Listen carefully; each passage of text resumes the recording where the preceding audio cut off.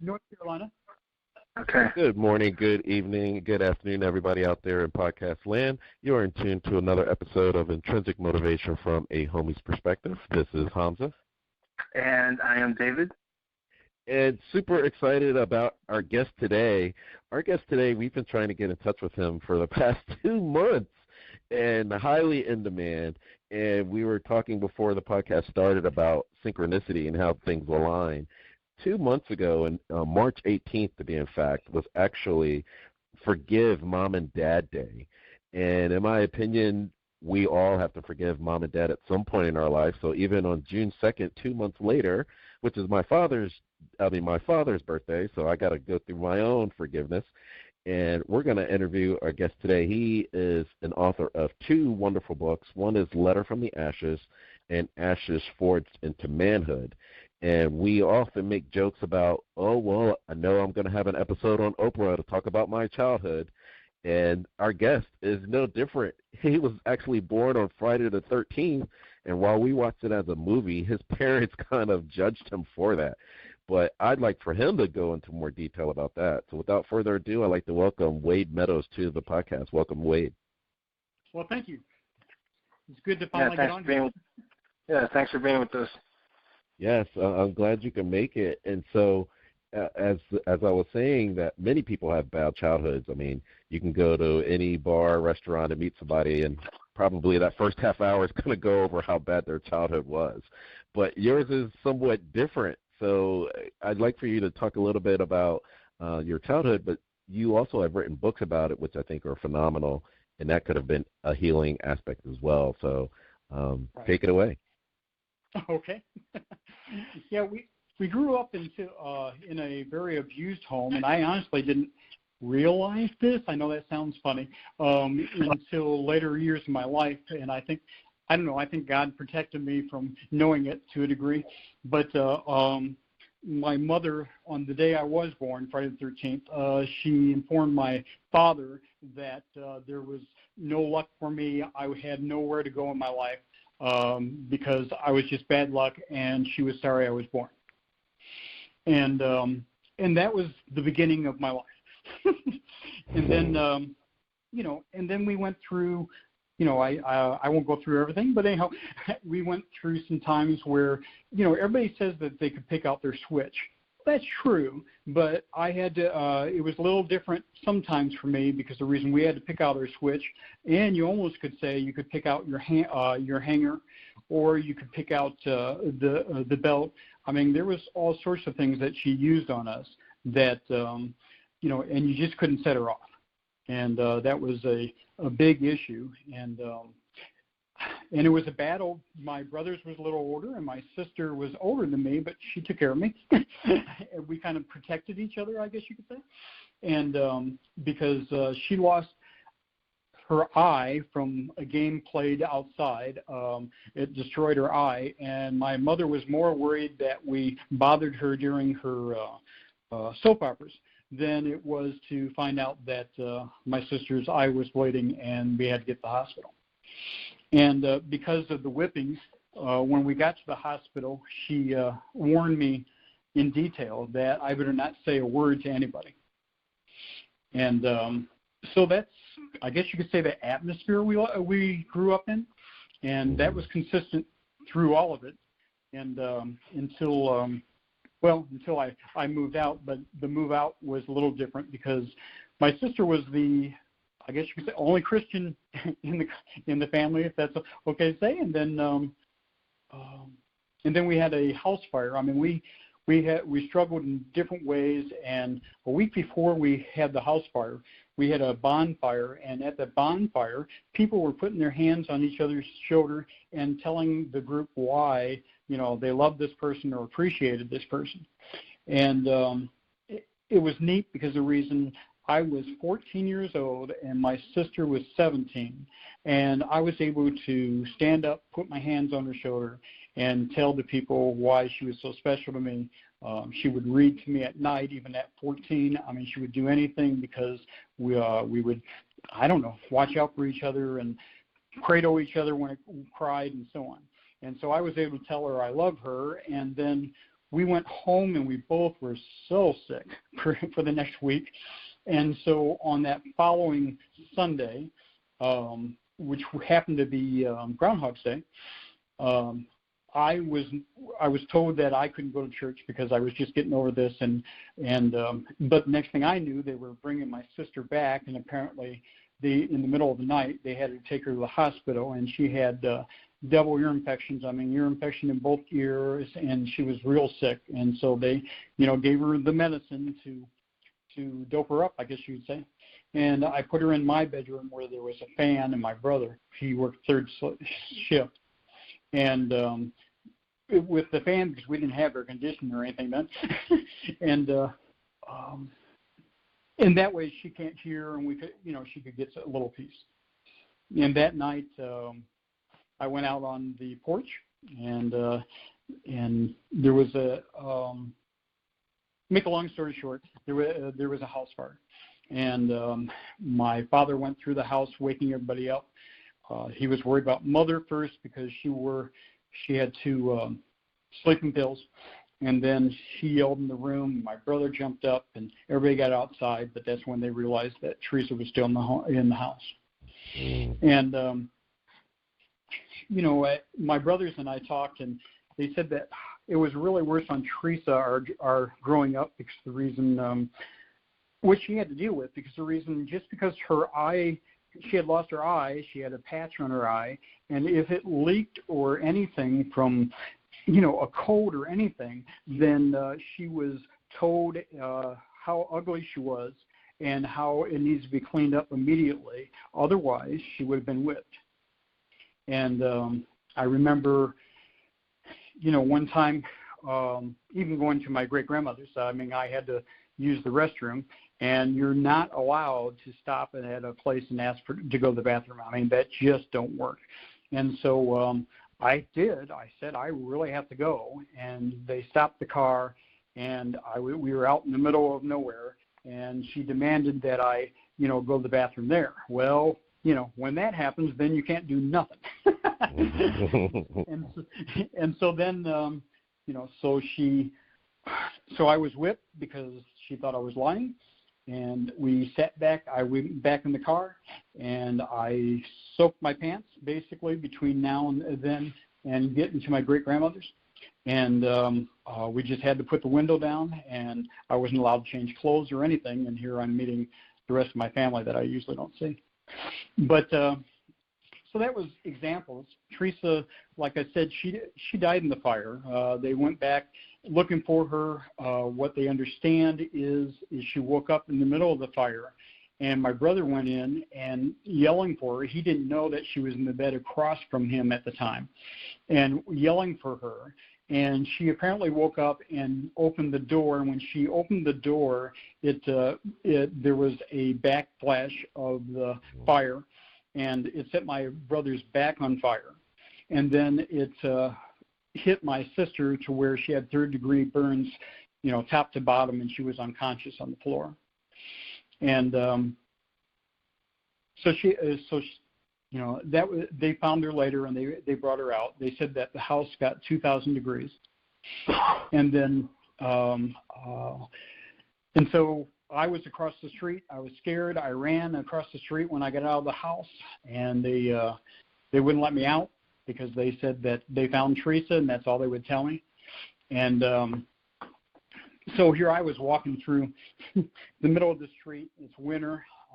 All I had was my robe on because I had went to take a bath, and I happened to forget my towel. Otherwise, I would have been in the bathtub during this. And so I went out to get my towel, and that's when, like I said, when everything happened. At the funeral home, someone asked me, they says, well, if you loved your sister so much, then why didn't you save her? And so when we talk about forgiving, there was a lot of years that I had to forgive myself. And a lot of years that I had to deal with, I don't know, my mom and dad, because dad was there, but he never protected us. It was always, I think, a threat to him that if he tried, that she would take the kids away and he would never see us. And so his response was to get protection. I mean, to stay there at least where he could see us. But a few days after the funeral, I walked back into the house, and everything, of course, was destroyed. But I walked back into Teresa's room, and for that Christmas prior, we had everybody bought different versions of the Bible because I guess they didn't know what to give her. I don't know, because, she was a Christian, and they just thought that was cool, but no one else was, which was interesting. But and there was a hope chest in the middle on her another dresser, and I opened the hope chest, and that's where I guess I got my book from, Letters from the Ashes, because the reason in that hope chest, in separate envelopes, was a letter to each member of the family. And in the letter was basically a prayer to God asking that we would know him as she did. And it was a little more personal. I mean, to me, it was, my baby brother and, and how I need to protect it and so on. And, someone said, did she know she's going to die ahead of time? I don't know. I mean, I know that was prayers in there, so I really don't know. I can't tell you that. But my mom, so cold. She was so cold about the whole thing, even when she died. I mean, it just didn't affect her so much. You would think so. And so when I realized everything that happened, because the reason what was really weird is I took care of my mom the rest of her life, because my brothers wasn't there. And because of everything that happened, they had nothing to do with her. And I guess out of, I don't know if I want to use the word pity, but out of, I felt sorry for my mom as I grew older, because the reason, I don't think she realized how she was. I think she was hurt so much in her childhood that it just transferred on to us. And I would take care of her. She was as mean as could be. I never had her in our house, stay in our house, because I knew it would be a problem. She wouldn't take care over it, but it would be a problem. And so I always made sure she had a place to stay, and she had food, and she was taken care of. But probably, I don't know, several times I would take her flowers, and she would just blast me and say, why'd you bring these? You never see me, so why'd you see them? Well, she never seen anybody else's kids. I mean, and the other kids, because no one had anything to do with her. But, and I told her once that I forgave her, and I don't think she understood why. I don't think she felt she did anything wrong. But I guess that was a God thing. I mean, it's something between me and God, and I just needed to forgive her and move on, because there was nothing I could do. It was the past. And same with my dad, because the reason I harbored, I guess you could say, a lot against him, because he's seen everything that was happening. I mean, he wasn't blind to it, and but he would stay in the other room, and watch his news or whatever while we were getting whipped or yelled at or hit across the face. I mean, it just depends what you said to her that would set her off. And so it really bothered me for years.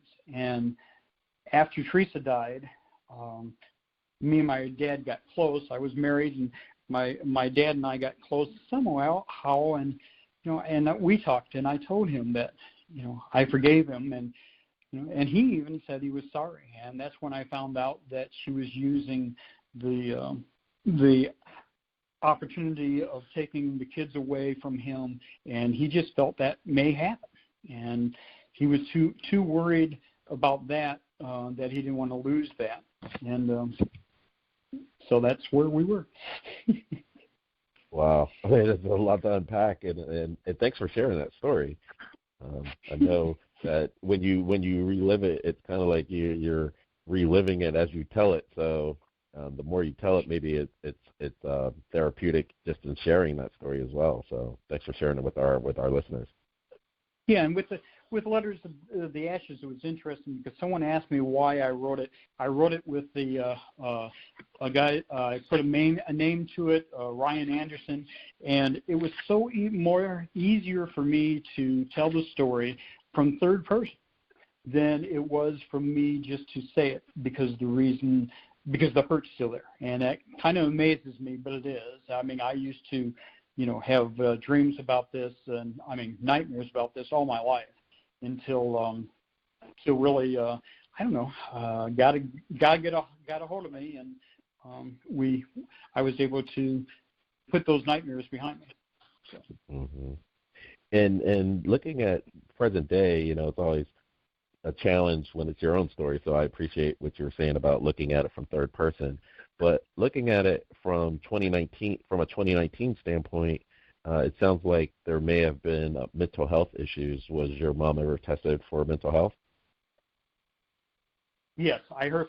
Later I found out that she was in the hospital a few times for it, and her mother was actually given shock treatments. And you say, and I didn't know any of this until I was older. And but what I've learned from it, I guess you could say, is forgiveness. But I've learned that we have to watch, as parents or as people, we have to watch what we speak into each other's lives. Because the reason my mom had told me I was going to be a failure, she said that I would not make anything of myself. So if I got a bad grade, it was pretty much, well, see, I told you. There was no hope to get it better. I was discouraged and just hated school because that's how it was. And that's where I realized that, she spoke everything in my life, and I believed it because you grow up believing your parents. And so I struggled the rest of all my life.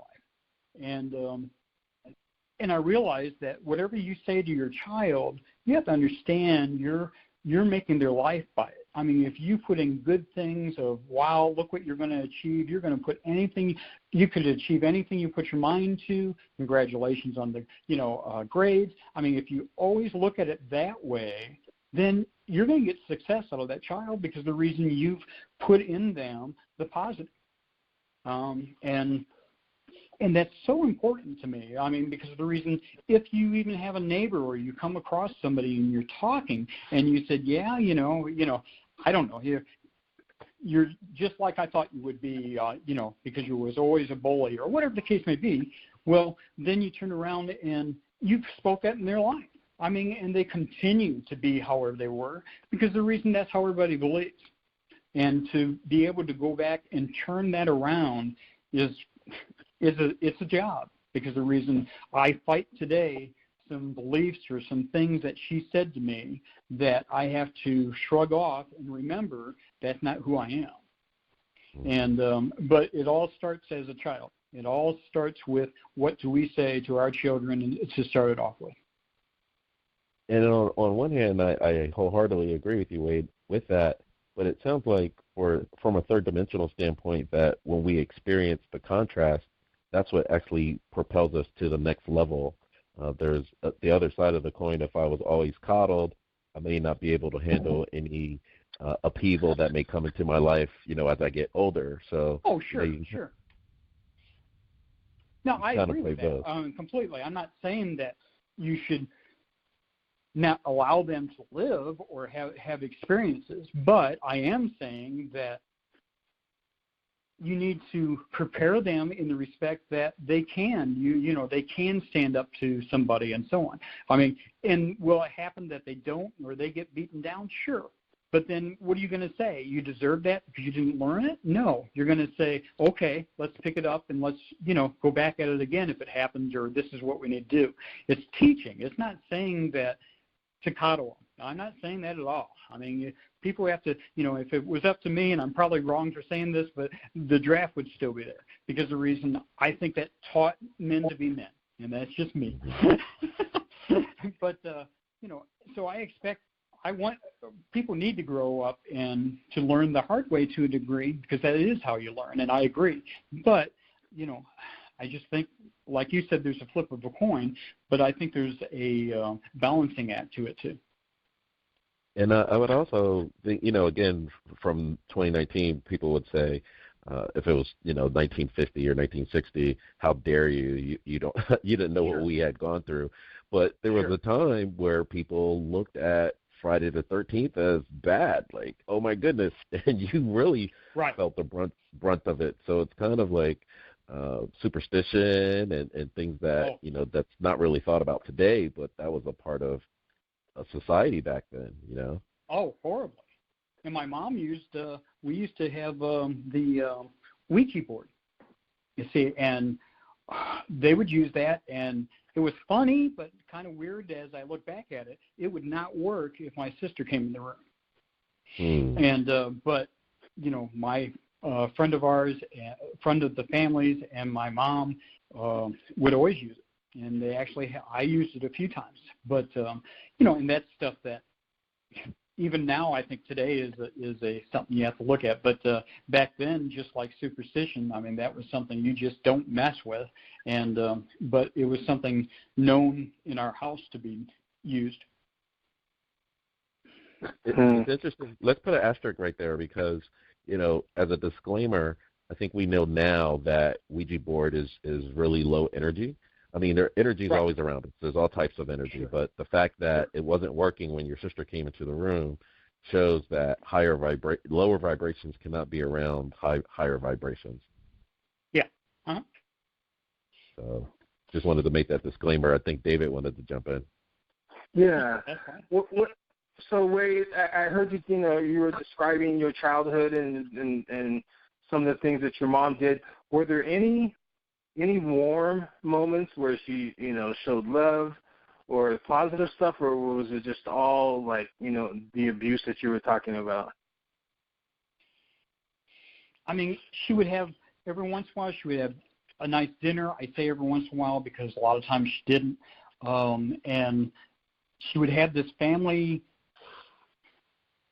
It was, I mean, we had these times where it was nice, but it was very in between. She couldn't stand her mother.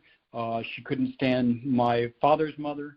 And so it just was, everything was about her. I mean, if she got a job to help Dad, one time she got a job and went to the factory and to get money and help the family. And instead she bought a, what is that called? You put all your, she made things out of clay. And then she put them in the fire or whatever to, I'm sorry, I forgot the name of it. But anyhow, and after that, it was an investment of, I think, about $1,500. Well, as soon as she got it, she quit her job. And so Dad had to turn around and pay the $1,500 because she didn't pay it all. And, and that's how it was all the time. Anytime she got a job, that's how it turned out to be. So, yeah, I mean, I'm bouncing around here a little bit, but there was very few times that I could tell you that she was like that. She treated me like that maybe for a few hours the day of the funeral, but my sister's funeral. But excluding that, no, I've never seen too many times where I could remember and say, wow, that was a good time. And that was for all just you and your sister. You said you had what, one or two brothers? I have two brothers. Okay, so my other brother, I mean, I almost would say everybody. I don't know so much about my oldest brother because he was 7 or 8 years older than I was, so I'm not quite sure how it affected him. I do know for a fact my second brother was affected just as much as I was. There was she was actually molested by the TV repairman in our home, and so yeah, everybody was treated that way. When my brother went to college, he went for therapy actually too, and he came home because they advised him to, and he sat down, Mom, in another room and said, look what you've done to us. Look, everything you've done. Can you believe, what is this of a mom and so on? And for a second, she cried and apologized. But as soon as that was over with, she went right back into her regular mode of yelling, screaming, or whatever. She, demanded him to get out. And I was not aware of that conversation until years later. That's interesting. So let me ask you, do you have children? I do. I have two daughters. Yeah, two daughters. So did your daughters know your mother? They knew her. I mean, at one point, like I said, I really didn't, I guess, remember all my past or whatever, because we moved, my wife and I and 2 daughters, and my dad had passed away, and so I told my mom, you know, if you want to move, we'll get you a place over there. You could help babysit, you know, and all that. And we got her moved, but she refused to have anything to do with her grandkids. And, you know, looking back at it now, I guess I'm glad. But, I don't know how she would have been necessarily. I mean, the older she got, of course, the softer a little bit she got, but not much, because like I said, the last time I seen her, I had brought her flowers then too, and she almost cussed me out about it, and I was like, fine, you know, whatever. And then when she passed away, really I got a lot of memories back then because I watched her die, and when I called my brothers and I said, you know, Mom passed away, they were like, and I said, well, wow. I said, there's no insurance, you know, what do we do? And they says, well, we're not going to hold a service because no one would come. And they said, so we'll just have to cremate her because that was the cheapest way to go.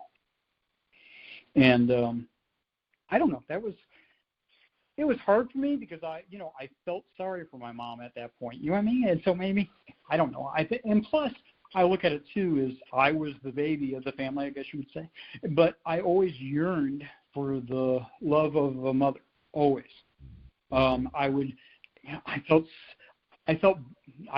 say I felt bad. I felt jealous, I guess, when I hear of other people and at that time when I was a child, and boy, you come and Mom made this meal and we did this together and so on. It just ripped me apart because the reason that wasn't my experience. I had wished I had a mother like that.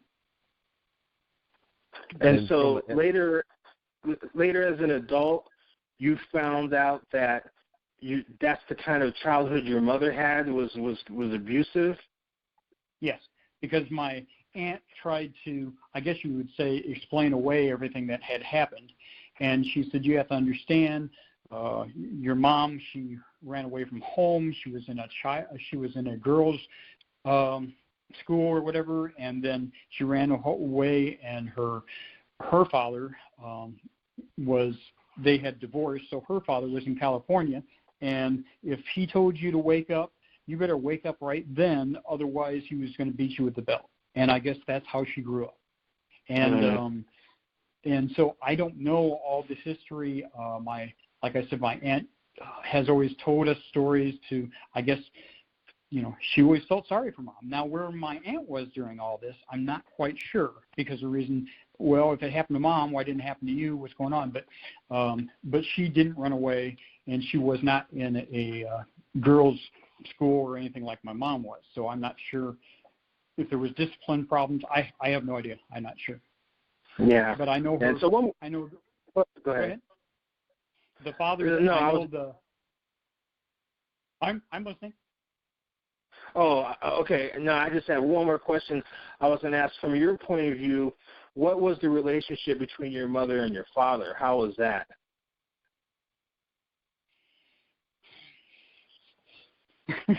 That was hard because the reason she always called him a mama's boy, because honestly, even for me, it was an escape to go to Grandma's house.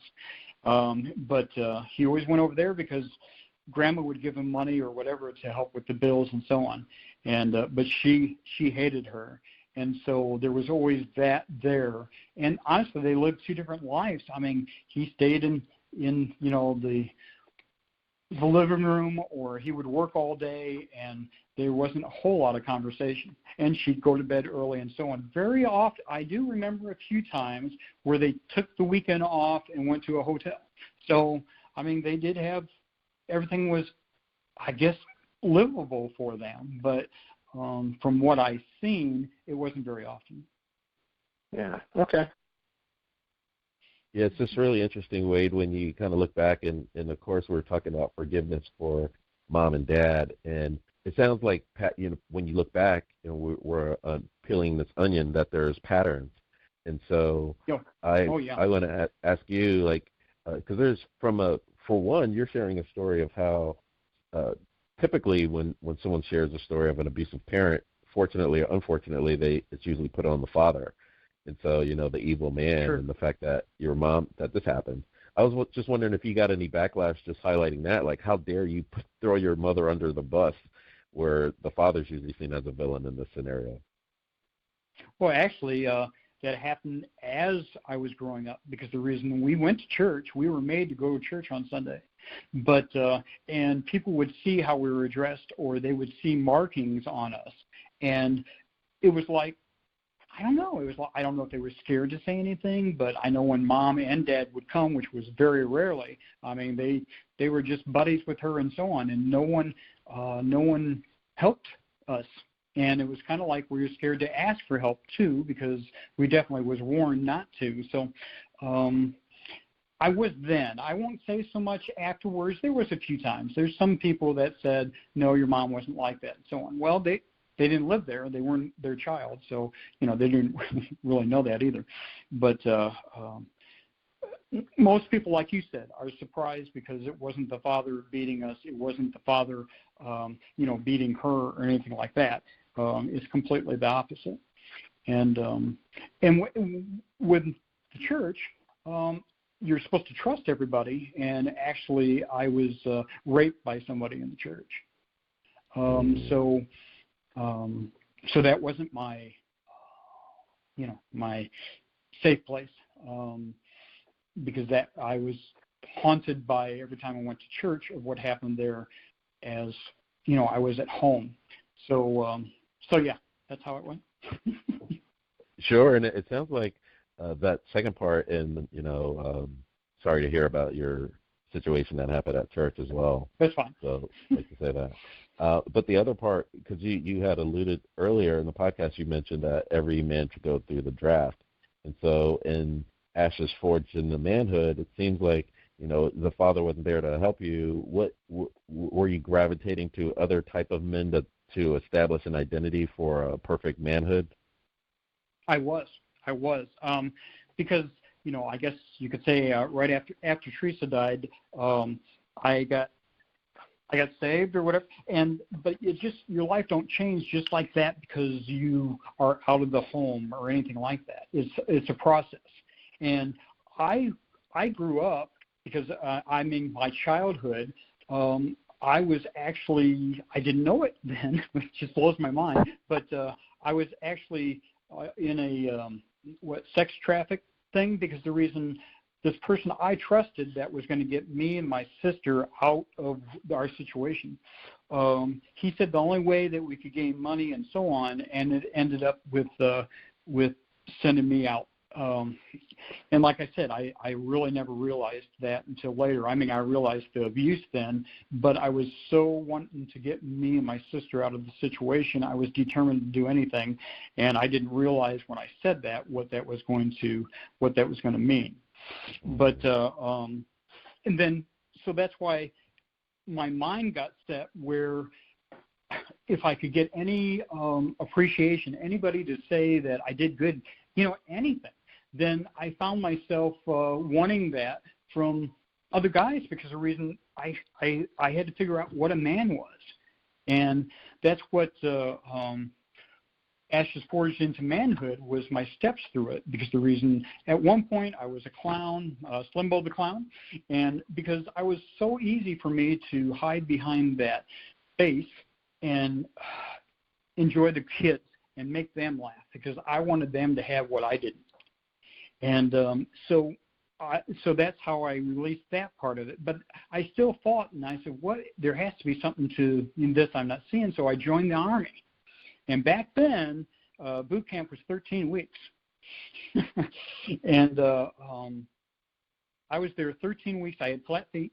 And probably a week and a half before we were supposed to graduate, my sergeant came in the shower when I was in the shower, and he noticed my ankles being balloons and so on. And next thing I knew, I was getting a honorable discharge.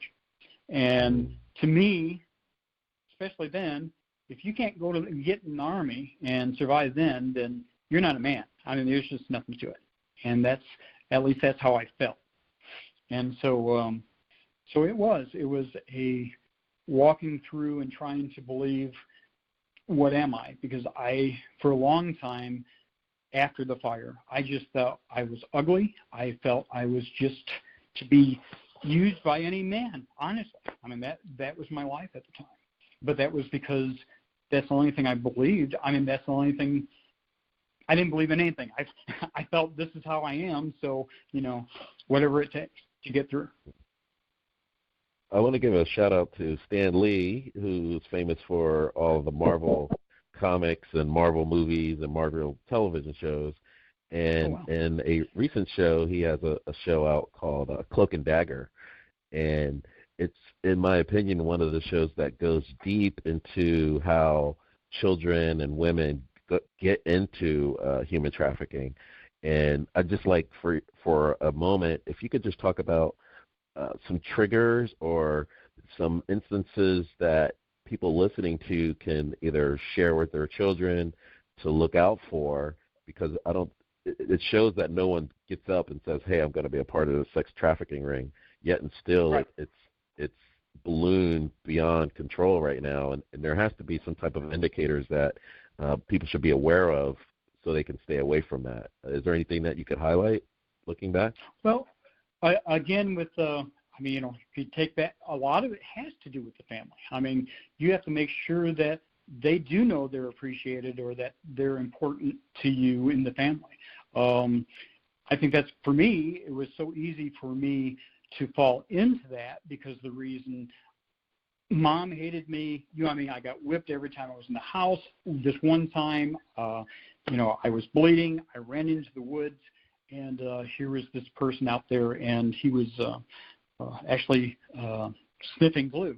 But anyhow, and I didn't know what that meant. But and he acted like he cared, and actually, I don't know, for a month, he was right there, listened to me, and kind of, went with, boy, she's horrible, something should happen to her, and so on and so forth.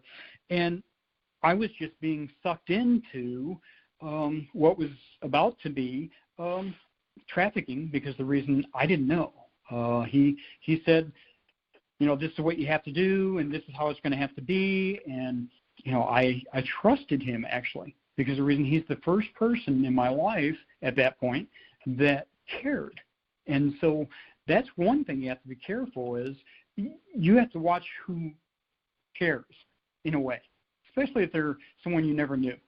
You can't just let your guard down. If you decide to run away, for example, then you need to watch who you're talking to, because the reason those doors are open out there, and it's so easy to walk into them. I mean, I had no clue how many was out there willing to abuse me, I guess you could say.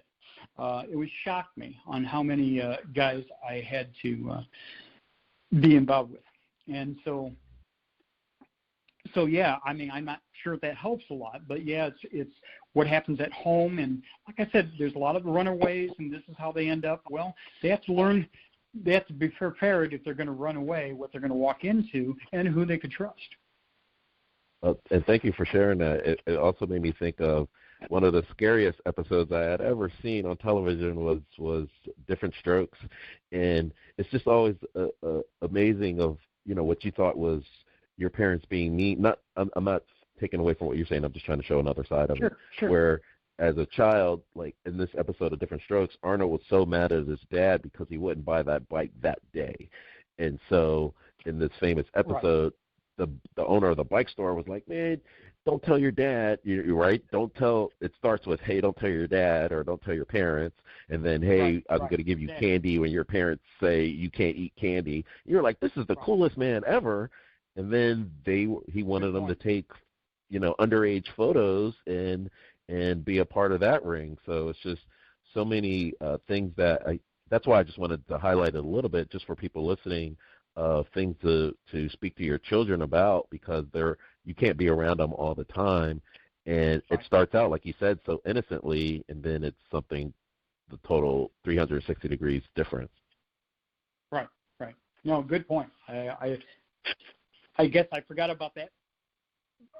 Because of, like I said, he showed me the admiration. He did give me some things, and so on, to show how much she cared, and that we were going to get me and my sister out of the situation we were, and I fought for anything to get my sister out.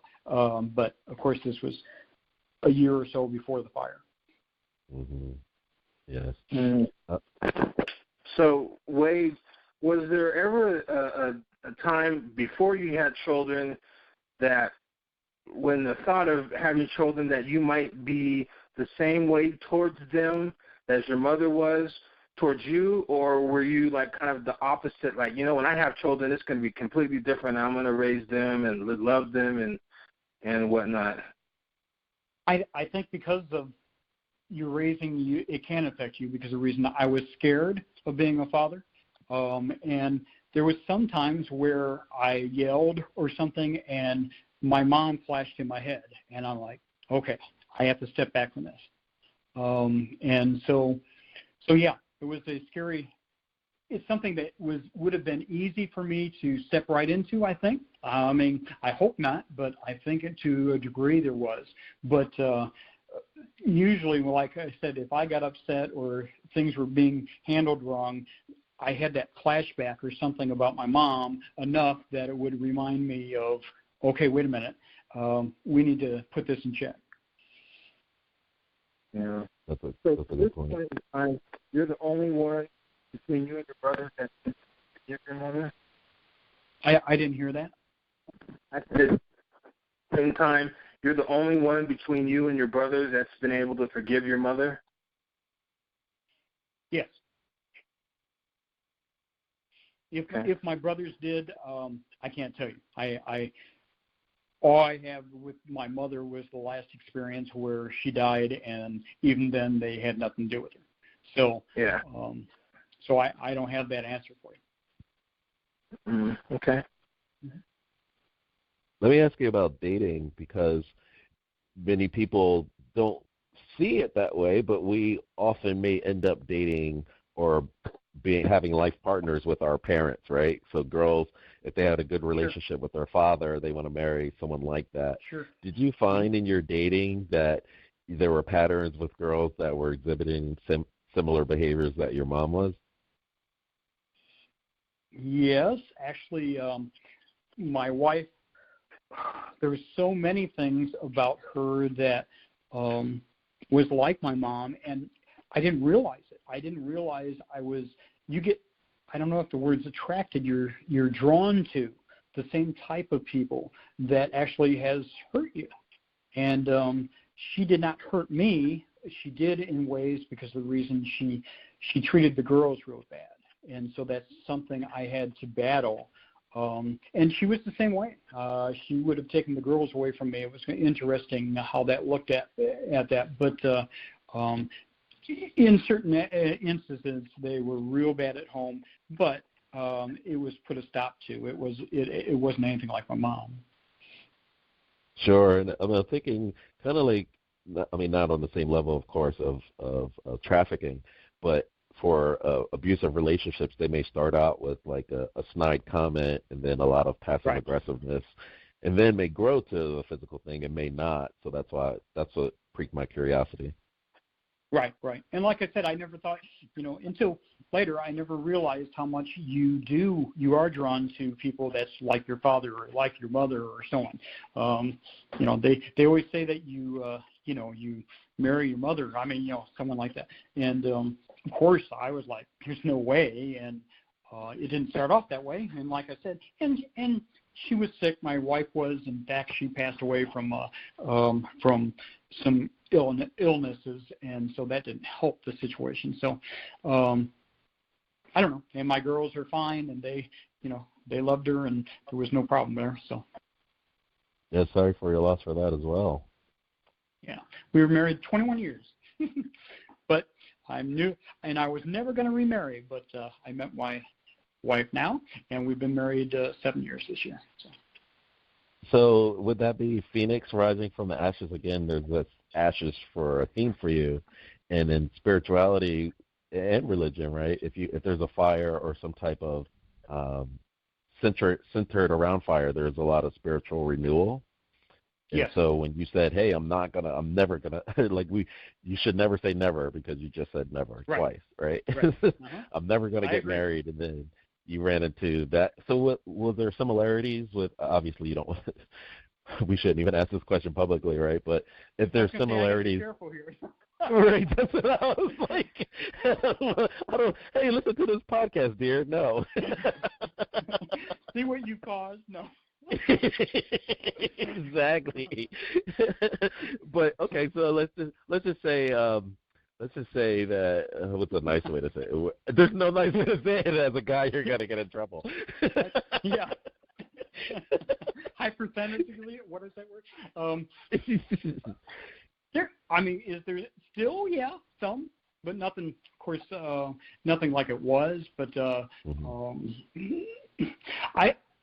I became so fearful in my life of other men, of any situations. I mean, I protected my daughters, but I don't know. For me personally, I really had some issues, and honestly, my wife now helped me through a lot of them. And so she was with me when I wrote the book. So she's been actually a main person there to keep me strong and help me along. So I really can't complain too much. She's a little stronger personality than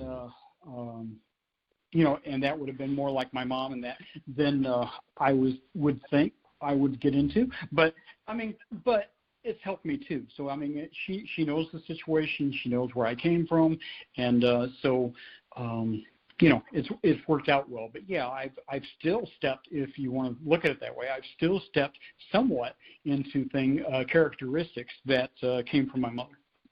Sure. And can you share an example? I'm glad that she helped you write your book. Was there a tangent that you were going on, and she said, "Well, here's a different perspective"? Is there any example you could share about that? Well, a lot of it came through therapy, and she helped me get therapy, I guess, because the reason she was there when I had the nightmares, and and she would ask me about the nightmares, and I just didn't know, what the responses would be. I had to see a therapist, and it was through the therapy that all these memories came back, and so as we went through them, me and her, she was there when I cried. She was there because it was a lot to take in. In fact, my brother had to get involved and say, he says, this did happen, Ryan. And when my brother told me that he still had his letter from my sister, then honestly I broke down, because the reason is kind of like it was confirmation of everything that I was saying. And So yeah, in that respect, though, she's been, if I'm, down on myself or whatever, she always says something positive in my life, because the reason she knows where all that came from. And that's where my battle is. I have to remember that I'm different, and I don't have to be what my mom said I was. And here I'm older now, and that should be easy for me, but it's not. Sure, and congratulations. It sounds like you made great strides. And you're also establishing a new level or a new paradigm, if you will, of manhood, because generations ago, that was something men didn't do. So how did you overcome that obstacle?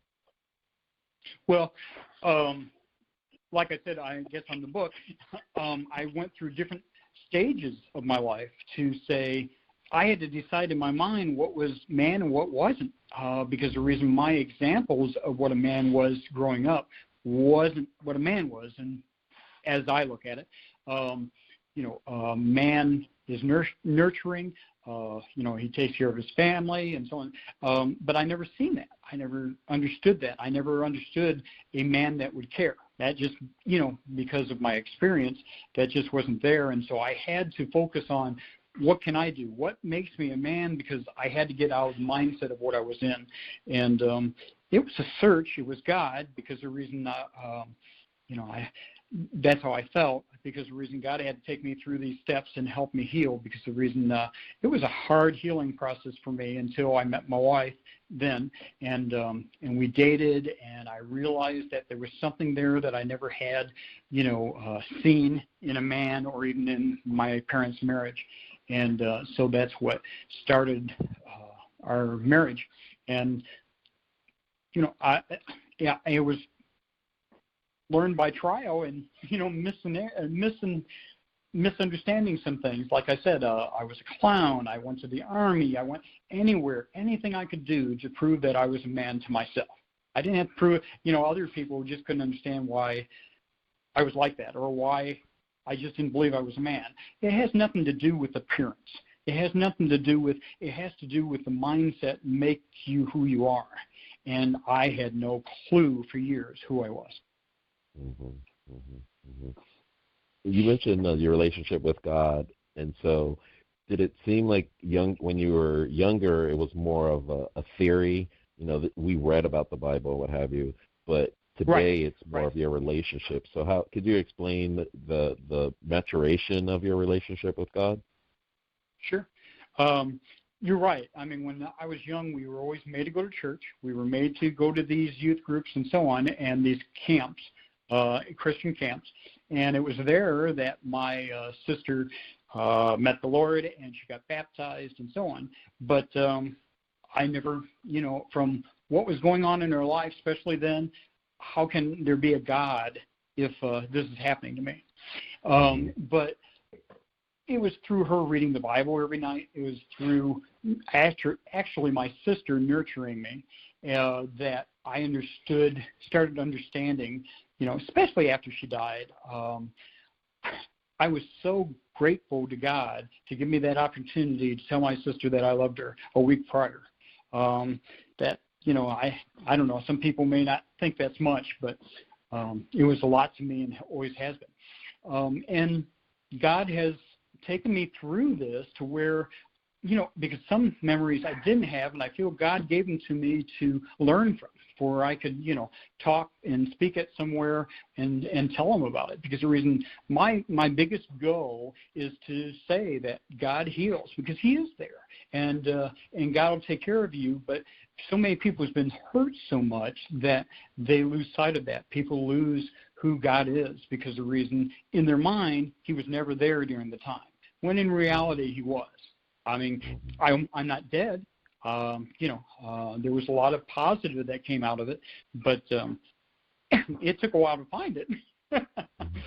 But now I realize on a day-to-day basis of people that's been hurt or abused and so on who keep it quiet in them, and I understand not to look back. But if you could take whatever happened to you and use it to help somebody else, for they could say, okay, I understand this. I mean, I had someone email me and say that her son was so depressed, and it's kind of comical to me, but she says he was so depressed until I gave him your book, and he's seen that God helped me overcome that, and he says if it was possible for me, then it's possible for him.